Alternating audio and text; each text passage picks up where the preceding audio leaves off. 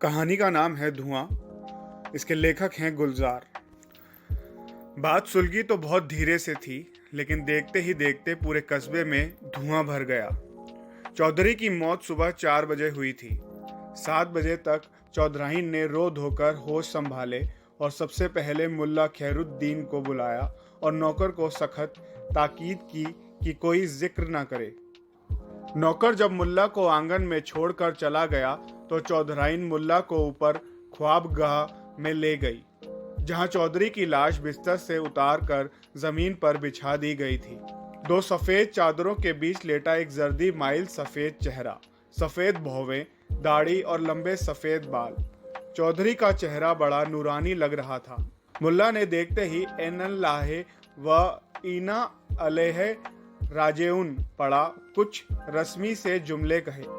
अभी ठीक से बैठा भी ना था कि चौधराइन अलमारी से वसीयतनामा निकाल लाई, मुल्ला को दिखाया और पढ़ाया भी।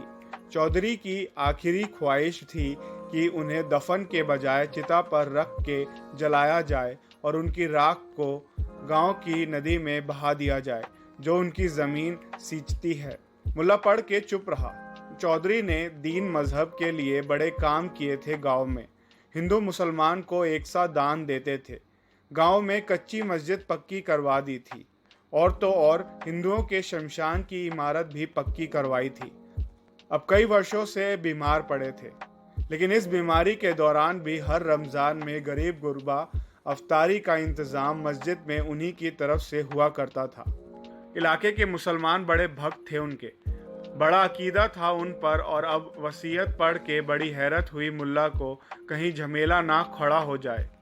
आजकल वैसे ही मुल्क की फिजा खराब हो रही थी।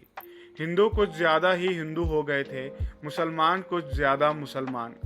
चौधराइन ने कहा, मैं कोई पाठ पूजा नहीं करवाना चाहती, बस इतना चाहती हूँ कि शमशान में उनके जलाने का इंतज़ाम कर दीजिए। मैं रामचंद्र पंडित को भी बता सकती थी, लेकिन इसलिए नहीं बुलाया कि बात कहीं बिगड़ ना जाए। बात बताने ही से बिगड़ गई जब मुल्ला खैरुद्दीन ने मसलेहतन पंडित रामचंद्र को बुलाकर समझाया कि तुम चौधरी को अपने शमशान में जलाने की इजाज़त ना देना, वरना हो सकता है इलाके के मुसलमान बावेला खड़ा कर दें। आखिर चौधरी आम आदमी तो था नहीं, बहुत से लोग बहुत तरह से उनसे जुड़े हुए हैं। पंडित रामचंद्र ने भी यकीन दिलाया कि वो किसी तरह की शर अंगेजी अपने इलाके में नहीं चाहते। इससे पहले बात फैले, वो भी अपनी तरफ के मखसूस लोगों को समझा देंगे। बात जो सुलग गई थी धीरे धीरे आग पकड़ने लगी। सवाल चौधरी और चौधराइन का नहीं है, सवाल अकीदों का है। सारी कौम, सारी कम्युनिटी और मज़हब का है। चौधराइन की हिम्मत कैसे हुई कि वो अपने शहर को दफन करने की बजाय जलाने पर तैयार हो गई। वो क्या इस्लाम के आइन नहीं जानती? कुछ लोगों ने चौधराइन से मिलने की भी जिद की। चौधराइन ने बड़े धीरज से कहा, भाइयों, ऐसी उनकी आखिरी ख्वाहिश थी। मिट्टी ही तो है, अब जला दो या दफन कर दो। जलाने से उनकी रूह को तस्कीन मिले तो आपको एतराज़ हो सकता है। एक साहब कुछ ज़्यादा तैश में आ गए, बोले, उन्हें जलाकर क्या आपको तस्कीन होगी? जी हाँ। चौधराइन का जवाब बहुत मुखत्सर था। उनकी आखिरी ख्वाहिश पूरी करने से ही मुझे तस्कीन होगी। दिन चढ़ते चढ़ते चौधराइन की बेचैनी बढ़ने लगी। जिस बात को वो सुलह सफाई से निपटना चाहती थी, वो तूल पकड़ने लगी। चौधरी साहब की इस ख्वाहिश के पीछे कोई पेचीदा प्लाट, कहानी या राज की बात नहीं थी। ना ही कोई ऐसा फलसफा था जो किसी दीन, मजहब या अकीदे से जुड़ता हो। एक सीधी सादी इंसानी ख्वाहिश थी कि मरने के बाद मेरा कोई नाम व निशान न रहे। जब हूँ तो हूँ, जब नहीं हूँ तो कहीं नहीं हूँ। बरसों पहले ये बात बीवी से हुई थी, पर जीते जी कहाँ कोई ऐसी तफसील में झांक कर देखता है। और ये बात, उस ख्वाहिश को पूरा करना, चौधराइन की मोहब्बत और भरोसे का सबूत था। यह क्या कि आदमी आंख से ओझल हुआ और आप तमाम ओहदे पैमान भूल गए। चौधराइन ने एक बार बीरू को भेजकर रामचंद्र पंडित को बुलाने की कोशिश भी की थी, लेकिन पंडित मिला ही नहीं। उसके चौकीदार ने कहा, देखो भाई, हम जलाने से पहले मंत्र पढ़ के चौधरी को तिलक जरूर लगाएंगे। अरे भाई, जो मर चुका है उसका धर्म अब कैसे बदलेगा? तुम ज्यादा बहस तो करो नहीं। ये हो नहीं सकता कि गीता के श्लोक पढ़े बगैर हम किसी को मुख अग्नि दें।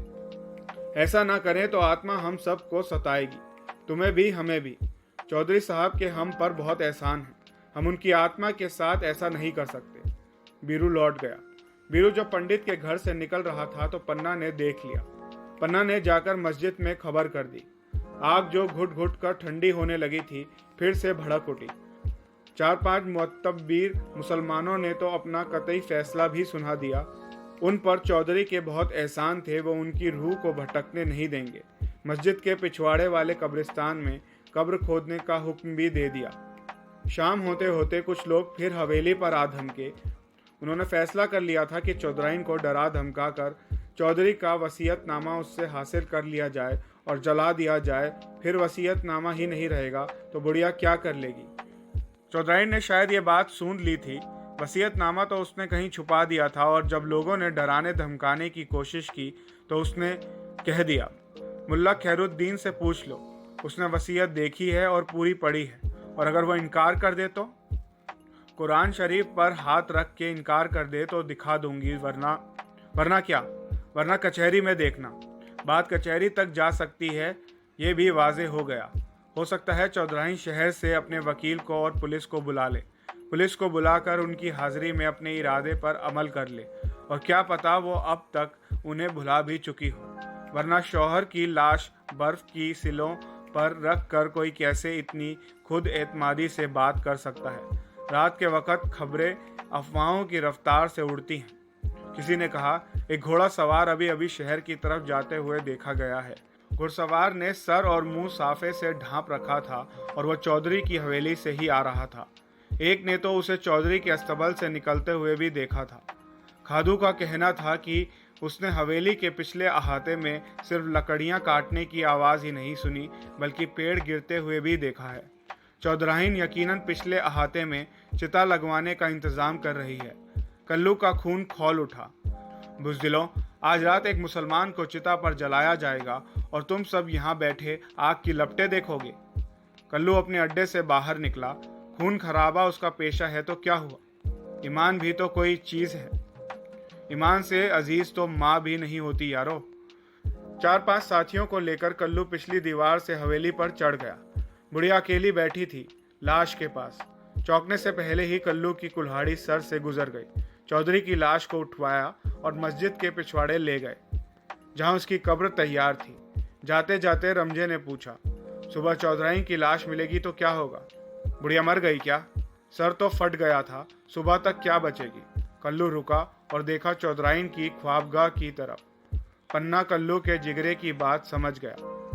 तू चल उस्ताद, तेरा जिगरा क्या सोच रहा है मैं जानता हूँ, सब इंतजाम हो जाएगा।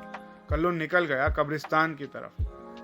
रात जब चौधरी की ख्वाबगाह से आसमान छूती लपटें निकल रही थी तो सारा कस्बा धुएं से भरा हुआ था। जिंदा जला दिए गए थे और मुर्दे दफन हो चुके थे।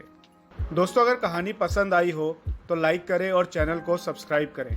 कहानी सुनकर अगर आप कोई भी प्रतिक्रिया देना चाहते हैं तो कमेंट सेक्शन में अपने व्यूज़ ज़रूर दें। धन्यवाद।